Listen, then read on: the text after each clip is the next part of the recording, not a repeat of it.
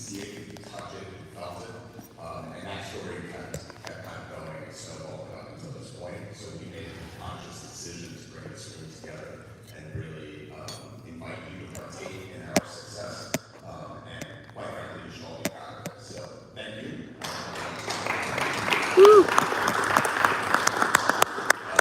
So with that, we'll keep things kind of loose and fun because this is not a traditional event. So hopefully everybody feels like they can interact and hopefully feel informal in one of the most formal rooms I've ever been in.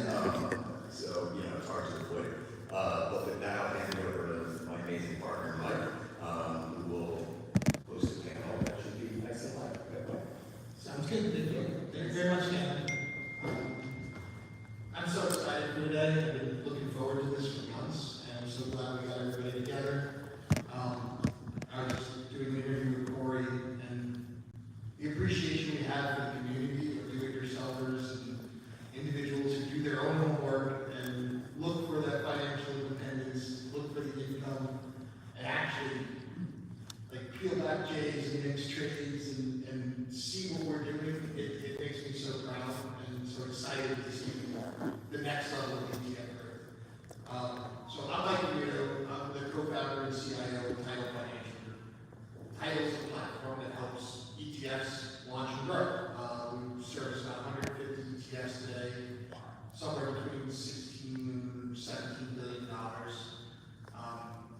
That number baffles me, but it's exciting too. So it's our job to build all the infrastructure to get this out there and work with great partners like Jay and Chris and all these great people. And it's our job to service the community. I do love that we have something now that we can go directly to the community with. But with that comes questions, there's misinformation, there's all kinds of things where people get excited, and we want to make sure that we have panels of great people who live in this world and do these things to answer a bunch of questions. So that's kind of the idea of this first panel. We're going to talk about trading options ETFs. We're also going to dive deep into how they're being used and how they're constructed and how processes work and try to dispel directly from the J's mouth. We're going to try and do about 30-40 minutes to try and get some Q&A in here. And then the next panel is going to be about growing great tools, right? We want to help you guys as well. So Jay, I just did my intro. We'll go down the line. For those who don't know who Jay is, I think if you don't know me, I'm not sure where you're. I will quickly go through this. I couldn't say enough great things about Mike, but Mike, you know, undersold his presence in the ETF community, 20 plus years. Multiple businesses has been involved in. So Mike really is a veteran of the space. I'm glad to be able to partner with Mike. So thank you for all the work on that, Mike. I don't think you get enough thanks. it's all good.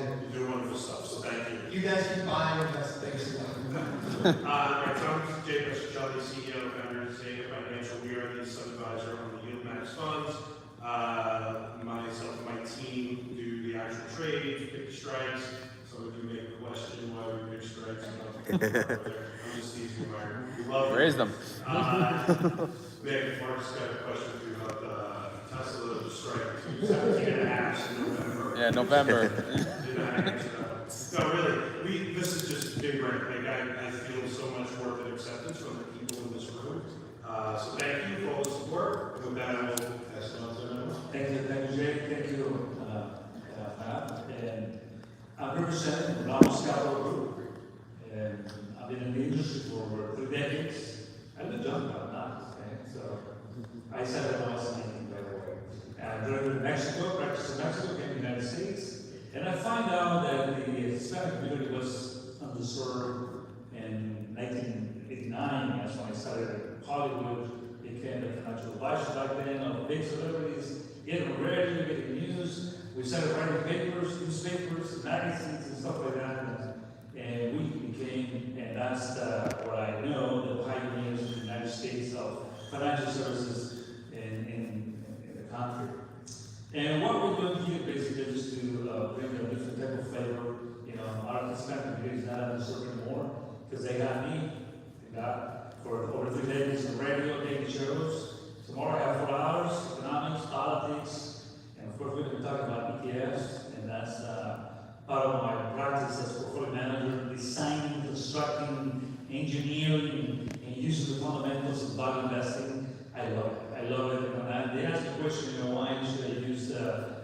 ETFs from Zega Financial J, I have it in my show right? It's very simple, that enhances total return.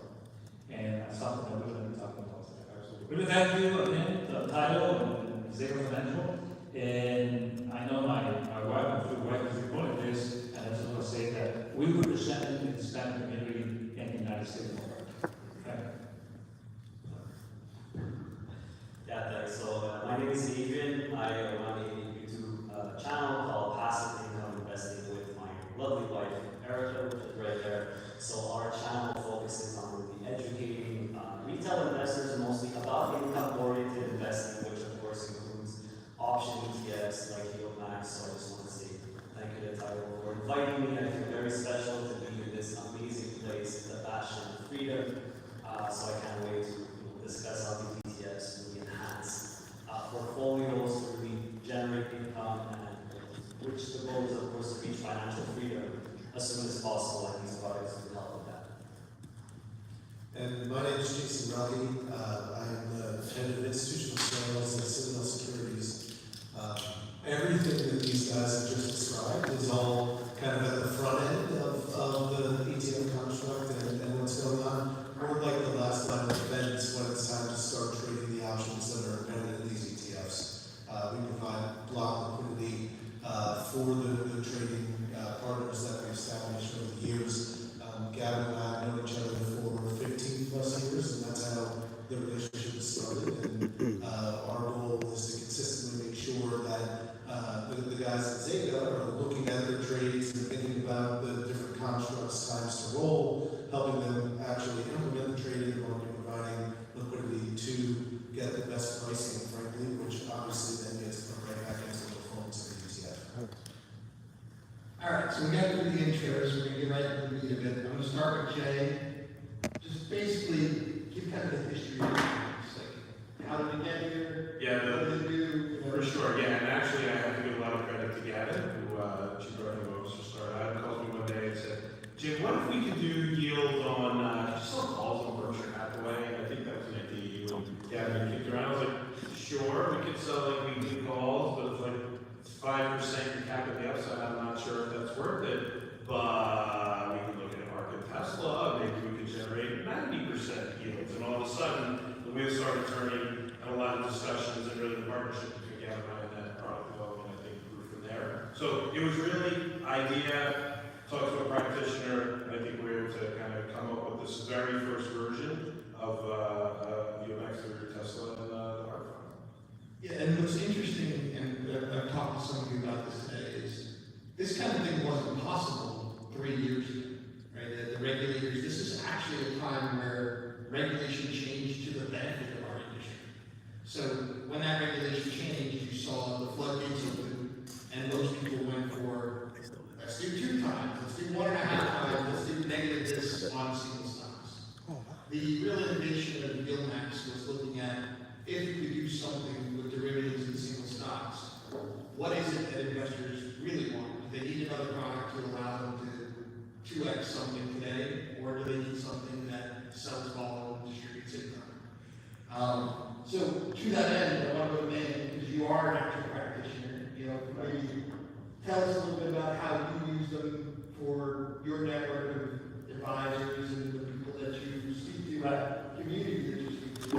I think income is a fundamental part of the total return, as everybody knows that. And when we constructed a portfolio by using our engineering finance and the architectural finance, we're always looking for opportunities to not only minimize volatility or risk, but enhancing the metrics of the features of the portfolio. When our investors, for example, they're looking for a strategy or modeling in where they can bring their assets, their retirements, or they will enhance their income, we always ask the question, and I feel it's the same thing for any community, because Hispanics, the first thing to say, how can I make a lot of money with less risk? It's very simple.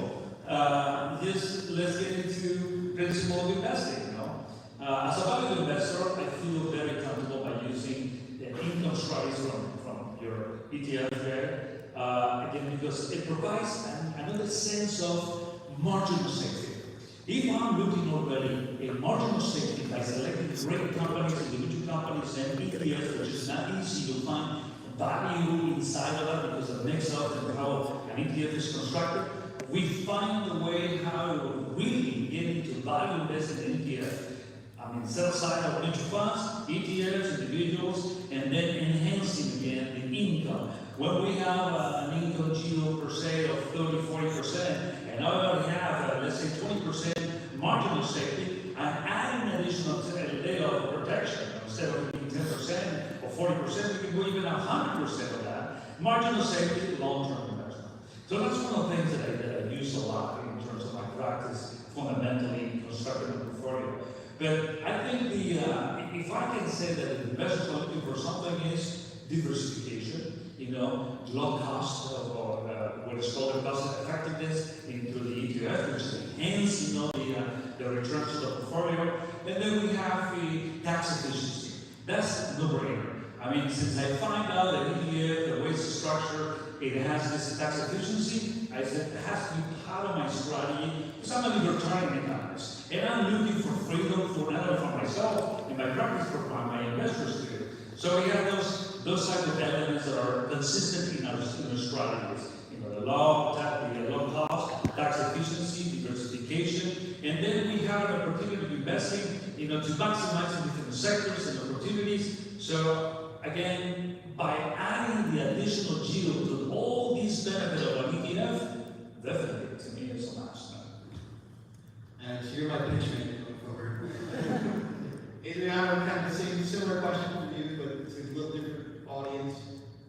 How do they look at it? How do they use it? So my community is mostly made up of retail investors, everyday people just trying to make it, trying to become financially independent, or using it for their retirement. I mean, reason number one, reason number two, reason number three is income, right? Under that umbrella, there's several ways you could actually use these products, which is a great thing. So whether it's allocating a 5, 10, 15% allocation just to boost the overall yield of your portfolio, because when you're making yields north of 20, 30, even 40, 50%, you don't actually have to add too much to really boost the overall yield of your portfolio. And of course, income is very important if you're a retiree, if you need that cash flow. So cash flow income, definitely the number one reason. How you use it or how much you allocate is really up to you. Second reason is, for lack of a better term, really laziness, to be honest with you, because as someone, when you want to retire, when you want to be financially free, you don't want to spend hours and hours in front of your computer writing your own covered calls, generating your income. I mean, to be honest, I don't even have options trading enabled in my broker account. That's how much just looking at options chains gives me a headache. I'd rather leave it to the professionals here. So, just getting a product where this is professionally managed by somebody who's very, very reliable, who's been in the game for a long time, actually wrote a book on options, is very comforting. So reason number two is flexibility. Also because this is why another reason why I love these products, they actually give out all the income. So there's other income-oriented products out there that use options, they hold some income back. I say, you know what, let me decide what to do with it. So some people just put the drip on, they reinvest it. Some people reinvest that income into other funds like index funds. So another reason why the community loves these types of funds is they have full flexibility of what to do with that income. Either spend it, pay your mortgage, pay your bills, reinvest it in something else. Then there's other investors who also like buying into hedge their current stocks. Right? So they'll have Tesla, they'll buy the YieldMax Tesla just to hedge a little bit, get some of that income. So the main reason for sure is income, but there's several reasons under that umbrella like I described. That's very thoughtful. I'm going to go to Jason now. He's the one with the institution on his title here. And we're really been talking a lot about a different audience, the retail audience. I'm curious, Citadel Securities looking at a room full of investors that are figuring this out on their own. But at the end of the day, you still got to do the pipes, right? So how do you guys think about this? Yeah, the liquidity still has to exist in the options itself. And I appreciate you bringing bringing up the fact that everybody can do their own buy rate, right? I mean, it's not like it's buying an underlying asset and selling the call against it. I didn't want you to get mad at me if I brought it up, so I'm glad you broke the ice there. But the word institutional, all it means is that we're facing larger pools of money as opposed to retail individuals, and that's the business that I work in at Tidal Securities. Tidal Securities also has an arm that has the retail brokerage houses as their customer and has infrastructure built to handle smaller retail type trades all day, every day, and they are interacting with a significant amount of order flow. The reason that doing it with these pools and why we are interacting with it is there's just a tremendous amount of liquidity in the U.S. options market right now. I've been doing this for probably close to 27 years, and the idea of going to a fund manager, let alone a financial advisor, or let alone an individual investor, and get them to sell calls or sell any option, like sell an option 10 years ago, it was like, oh my God, that's so risky, right? And everybody would run from it, and now you can't get managers to stop something. Like it's the advent of dailies and weeklies, dailies on indexes, weeklies on single stocks, has just created an opportunity for a lot of liquidity to be provided, which has introduced the idea of fund managers using it, which, to your point of regulation to enable actively managed ETFs to exist, has made that blossom too. And it all kind of feeds on itself. Like the amount of demand generates more modeling and capability to trade more. I mean, NVIDIA options yesterday traded 10.6 million contracts. How much of that was made? Lesser percentage by the day. I mean, it's really incredible. I mean, OCC cleared options were greater than 60 million contracts. Last year, we averaged 43 million contracts a day.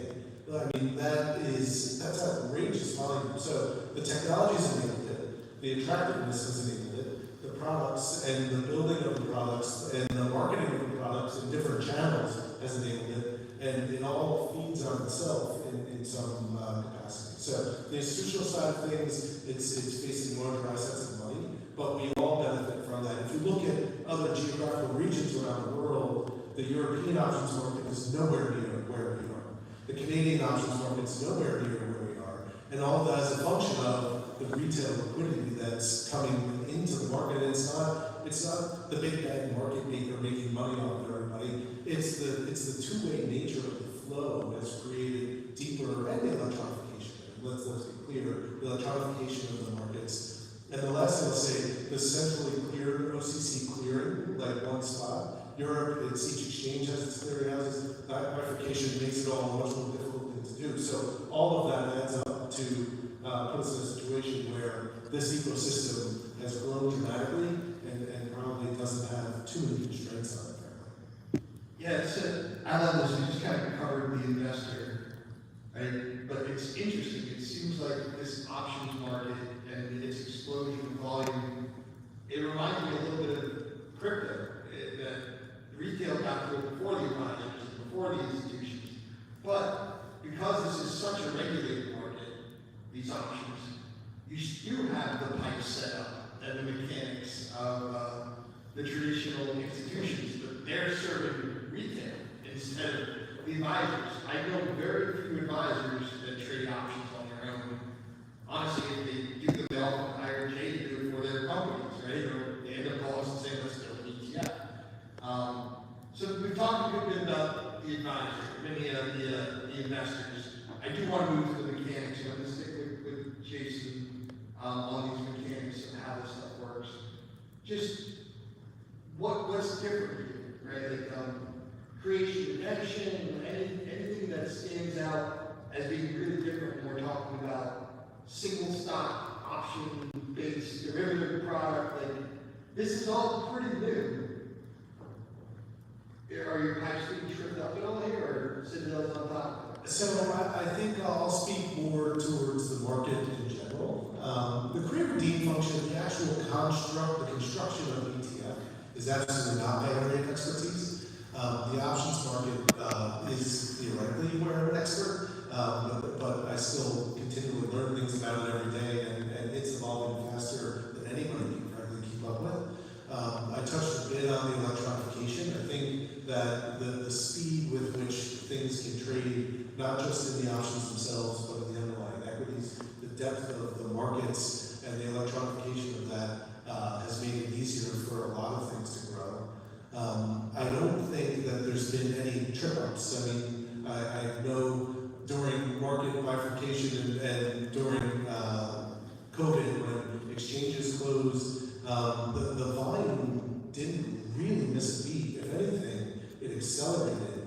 And some individual houses had difficulty, but the exchanges closed and everything kept on going. And we didn't close trading for any days. I mean, we went through. You can have all the stress tests and theoretical chances at doing things in a technology environment, but we went through the single biggest stress test in the market probably with scanning, right? Shortage of technology blackout or some sort of electrical thing the other way.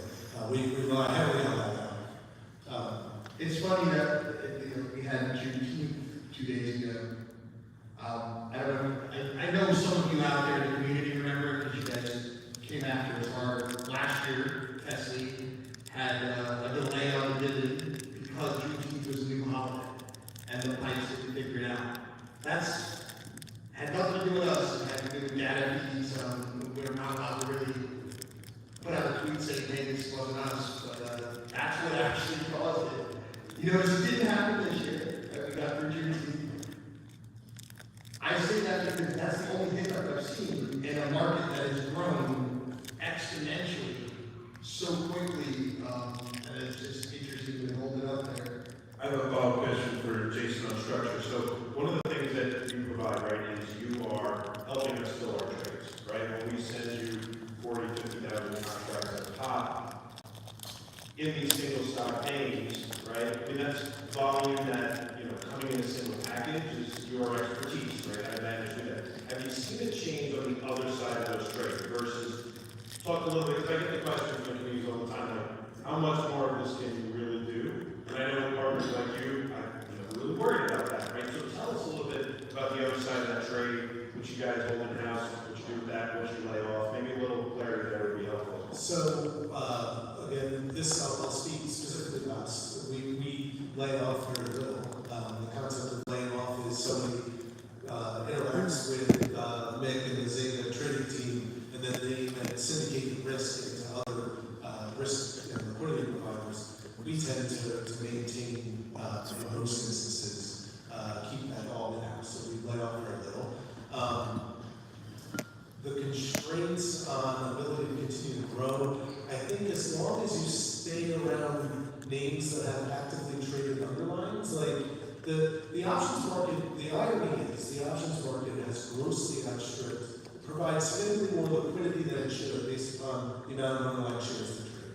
And the reason that is you've got delta components, you've got potential to pair risk off, I buy a bunch of options from you, potentially I can sell them to somebody else, like in their big pieces or small pieces, that doesn't happen all that often.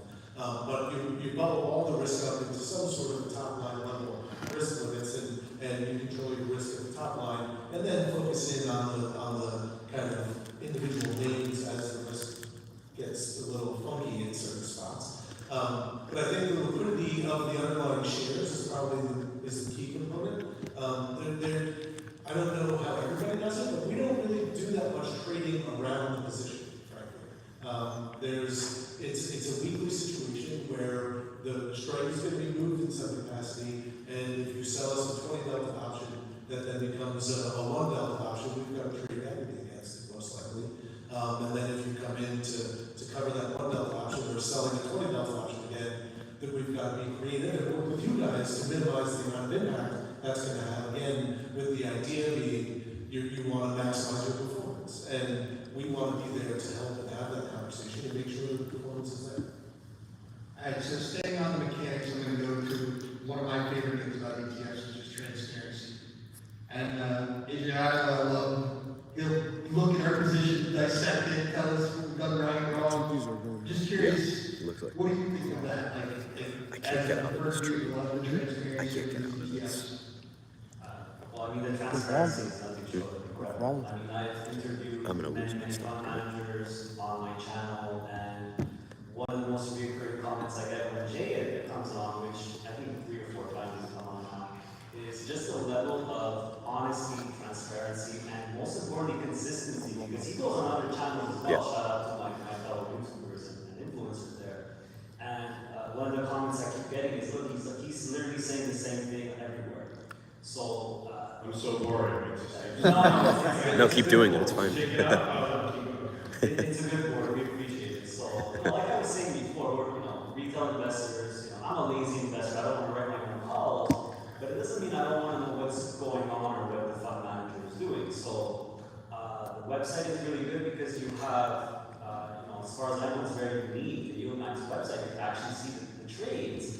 And it's very clear in the prospectus. We're selling weekly calls, 5% out of the money, like 5% out of the money. So it's very, very important for retail investors because, like I said, we don't want to do it, we don't want to do the work, but we want to know what's going on. So the level of transparency, consistency, and what this funds have delivered is nothing short of incredible. All right, so Jay, the mechanics are going to go to you, just for the record, kind of give the YieldMax 101, the short side, the long side, the pairing together concepts, the iron condor that we're hearing about. So everybody who's heard the description of YieldMax, you just touched on it, right? The synthetic longs, which are one where we sell calls 0 to 50% of the money, typically it lands at 5%. Great, everybody here is familiar with that tactic. What is new now, which is what you're alluding to, is the fact now we have long and short, where it's a bullish and bearish, inverse ETFs. And so the pairing of that is starting to become a little interesting. That was always our hope, that people would understand that, hey, having an inverse can, limit some risk, but we're essentially creating, and I'm going to thank Max for straightening me out on this one, a short strangle, right? Short strangle. So, the market stays in a range, and you should generate net positive premium. If it moves dramatically one way or the other, then you can still have the loss. And the dynamic of that is, let's say, for example, Tesla is capped on the upside.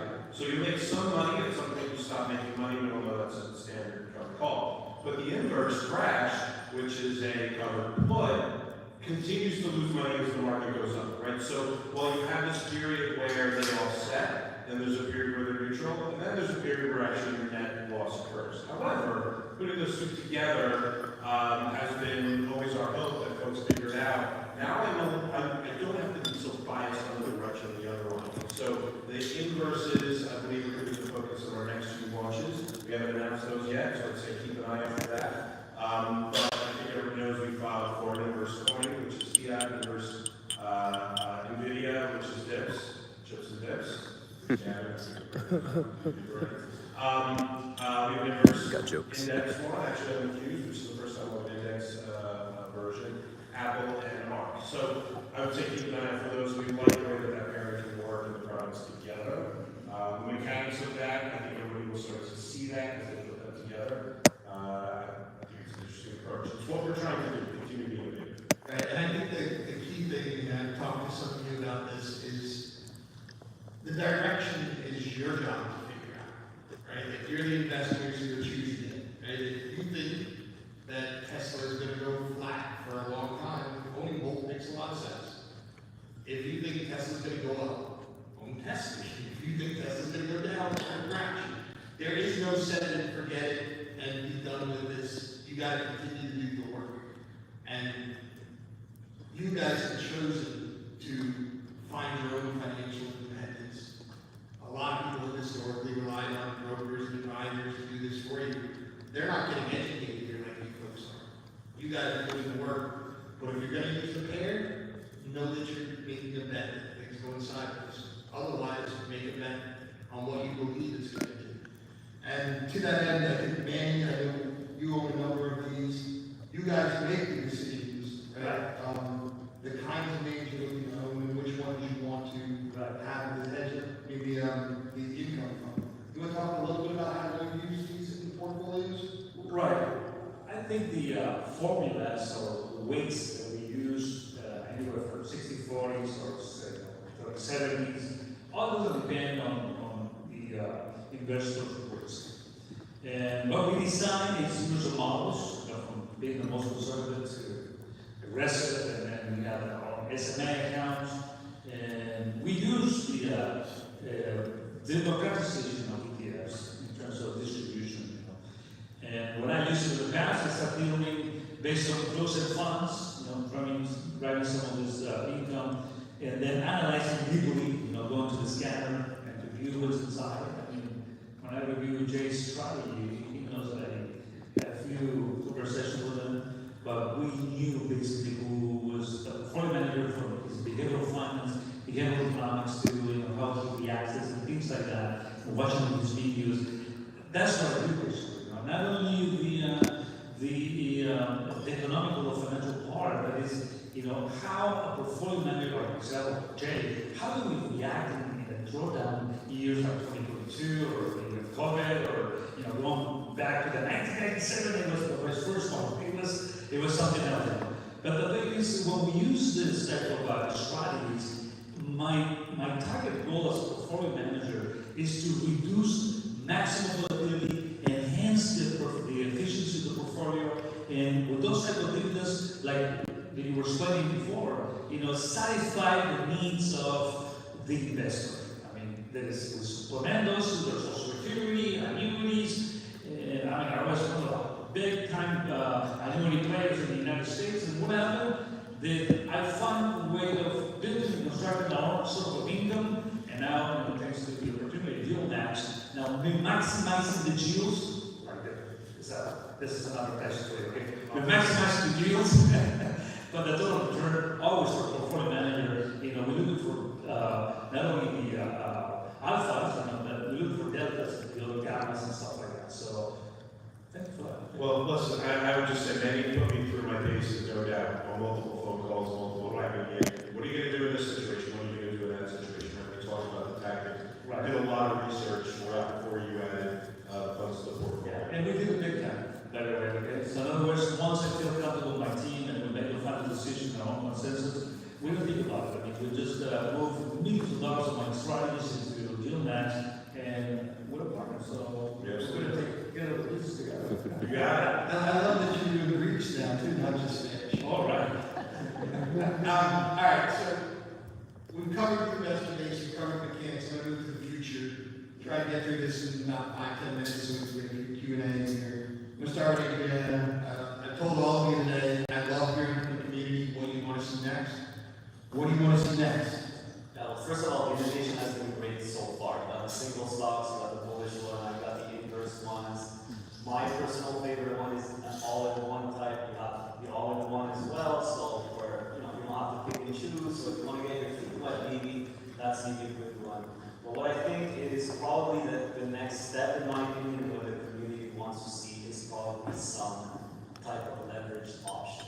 So just like we don't want to write our own calls, we're kind of lazy, a lot of us retail investors, myself included, I don't want to deal with my broker to take margin and borrow money. I'd rather leave that again to the fund manager. So I think leverage, adding a little bit of leverage to some of these products could make sense. It doesn't have to be a whole lot. These are actually very popular products on the Canadian market, where you have the option of the leverage option and the non-leverage option, so you could pick and choose. But just to give you a little bit of that boost, I think it would be a great next step to see in the line. All right. So let's go to Manny. Similar question. I know you've been working on some product development stuff. Right. What do you think should come next? I think James what I have in mind, not only the models, but an ETF itself. And since I'm coming from the financial advisory, and I've been in front of, you know, a lot of brokers, in fact, I have a presentation of 680 brokers that we get into those. What they need is exactly what we have to bring to the table. Downside protection, you know, no outside limits, and then, you know, diversification, but at the same time, you know, high yields. I know we can build it. Insurance companies, as I said, they've been doing something similar, but we're going to do that. There's no way. Matt gives me the challenge of, Jay, of course we want income, but growth, right? And well, obviously protection. So okay, you want income, growth, and protection. That's what you asked for. Right. We're going to have a bit of time on that. Right. If you look into the status of this, the portfolio is well diversified, hard to find, you get everything there. But I think that if we start looking into companies that are not only corporate America, but outside of the United States, great companies, excellent companies that we can bring into the ETF models, and maximize the GEOs and stuff like that. International, going global, I think another opportunity. We'll do it together. There is definitely global opportunity, we talked about that one, yeah. All right, so I'm going to go to Jason on the future. Can this market handle all that's coming? I mean, like, it's been a tidal wave. How much can you guys take? I think it can. I would be surprised if it couldn't. It's kept up with volumes on a daily basis that would have, caused electrical outages, 15 years ago. The ability to not only trade but clear options. On the clearing side, it's still a little too manual and not automated enough, but we're working on fixing that. But the trading side of it, it's all fairly automated, and I think as long as the exchanges can keep up, like the biggest choke point traditionally was through the data feeds, like getting the number of quotes out, right? The ability to get the information into, whether it's a Bloomberg terminal or something on your phone or what have you, within the Opera system was always the choke point. I haven't heard anybody mention that in a really long time. I don't know if that's because Opera spent a tremendous amount of money on getting their pipes up to speed, but there's no shortage of introductions of additional strikes and maturities and that type of thing. And it always used to be the amount of data that it consumed, and I haven't heard that complaint in a while. So I think that from that perspective, it certainly can keep up. I also think from a capacity point of view, in terms of being able to provide liquidity and make quotes on block trades, speaking to the U.S. market, I mentioned it earlier, going internationally, it's going to be more difficult. Those like European options, single name European options listings and ability to trade on European underlyings is not maintained anywhere near the pace of growth that we have in the U.S. The one spot that has volumes that are similar to the U.S. is India, actually. And to the best of my knowledge, we don't have direct institutional presence into trading Indian options, but the volume there has exploded. Asian markets haven't really kept up as much either. I think the underlying or the individual investor motivation is different than it is in the U.S. I think a lot of, in the U.S., if you think about over the past 5 years, the growth of interest in options trading in the retail investor base, it coincides closely with the gaming, the ability to trade sports betting on your phone. It's the ability to cash out of a game of entry-made intraday, all of that type of stuff. There's a very similar kind of growth pattern to the two. I'm going to put it on the record, so you else got it back. All right, Jay, I'll give you the last formal question, and then we'll try to get to the audience. We've had so much happen in such a short amount of time. What are you most excited about? Is it the ultra-light products? Is it the fund of funds? Is it the shorts? Is it just the next names? What are you most excited about in the YieldMax? Yeah, it's actually almost like this realization finally that the investing community is embracing options the way that they are, right? Well, of course, I think we have put out great products, innovative products, and there's so much more on the back burner that if you guys have talked to some of the other people in this room, you may get hints here or there of what's coming. But for me, the thing that's actually most exciting is that the world can see options can be used for long-term investing, and options can be an enhancement. Options are not just speculating on whether the stock's going to beat earnings or not and have a profit from that. Yes, of course, it's always the fun thing to watch on Fast Money. But for me, when I started my firm, it was about letting the community know, letting the investing community, there's a better way to invest than you can do it with options. To me, finally seeing that happen is important. Like our advisor business is fine, we've had growth there, but it's this kind of wave, tidal wave, literally what's happening in this space that's exciting me the most. The fact that the world is embracing options is number one thing I'm trying to get done, and it's happening. So thank you, Mike. Wonderful. All right, we got time for one or two questions. Anybody have anything? If not, I've got some ahead of time, so. I'll follow up on what Jay said. Okay. So, what can YieldMax or Tidal or anyone do? Because the average investor knows nothing about options. They're scared of options. Yes, they may even invest in YieldMax, but still, they know nothing about options. So, how can you guys educate them, or how can anyone even educate them if they're not? I don't know, if they're just so scared of it. Question, and it's, you know, I was praising regulators earlier for making it easier for us to bring products out like this. They have not made it easier for us to communicate about them. Yeah. So that obviously the best thing we can do to help educate is go on your shows, right? Because we, in order to explain this in depth, we have to put so much disclosure on it that nobody will ever read it. So there is this attempt by regulators to protect that often goes the other way. Yeah. And that's why communities like yours are so important, and why everybody up here is happy to talk to the community and answer questions and explain the things that we've learned investing in these spaces for 30 years. There are good actual non-regulatory bodies like the OCC. They do put out some good stuff. They will help, but even there, they can only go so far, right? Like, Yeah. our country definitely suffers from a lack of financial literacy and education. This stuff should be taught in school. I was talking to our son the other day, and he asked me, how do you know this stuff? Where do they teach this to you? And he's like, they don't teach this to you, almost anywhere. So what you folks do is super important to that end.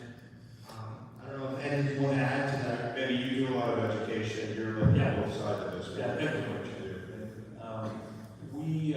What we do basically is financial seminars, educational seminars, and we can run following Saturday, and we've been doing it for over 3 years.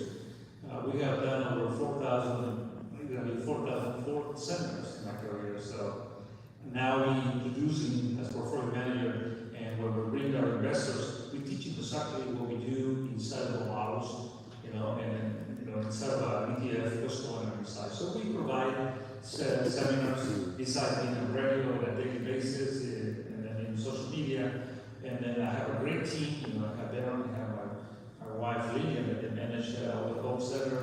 They're always in contact with thousands of investors we have.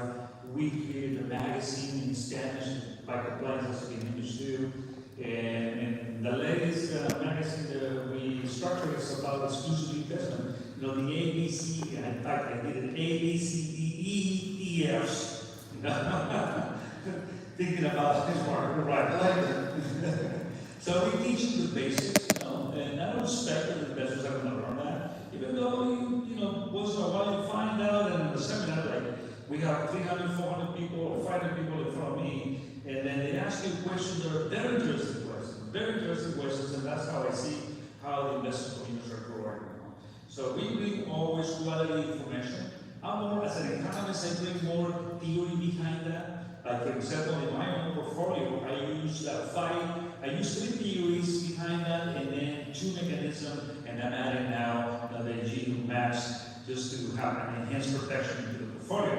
So when you teach people those areas that are tough to understand even for the professional, but you find out a way how to teach them the ABCDE, finally we said, you know what, the community is growing. And we're building, a great portfolio. We maximize it every time. Every time we have a seminar, we collect millions and millions and millions of dollars. So I don't have any doubts that the community of the YouTubers, and then radio, digital. In fact, we just did our own radio, digital radio is live in fact today for the same, which was 24 hours. So I feel very good. Wow. I feel very good. That's great. Can you imagine that? Wow. That's basically what I love it. we invest a lot of resources in our work. We invest quite a lot of resources. We put millions of dollars into technology, innovation. We teach We bring great portfolio managers and strategists to teach the community. Remember this, we don't do things in English, we do it in Spanish. I can hardly speak English sometimes because my mind isn't, but I remember when I was on the show, I was talking Spanish and I said, now I want to change my mind to English. But you know what? It's working in all communities. Everybody wants to have freedom, financial freedom. To me, an ETF, as a libertarian, it is freedom coming purely from ETF. Definitely. And you know what? VLLC. That's exactly what I'm talking about. Viva la libertad. I love it. Round of applause for our panel, please.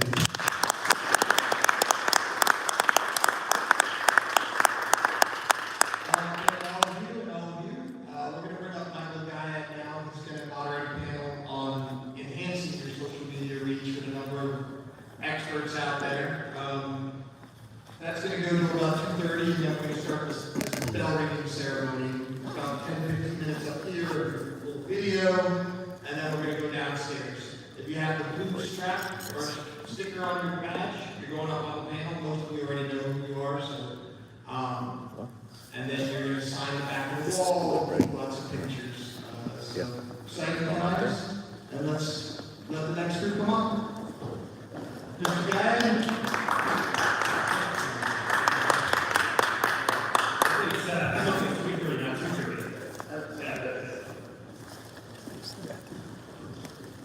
I gotta use that. That's real quick. Thanks everybody for watching. We'll start another live soon. Everybody being here.